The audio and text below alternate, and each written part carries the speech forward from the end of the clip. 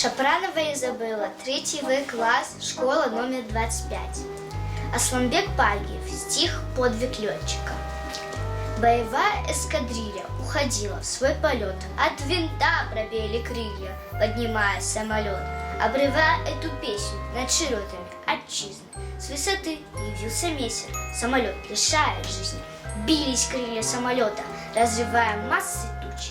Сердце мертвого пилота падало с небесных круч. Сердце умерло, но разум до того, как кончен сон, дал приказ руке и глазу бить немецкий эшелон. Пробежав по жилам воем, импульс смял грудную клетку.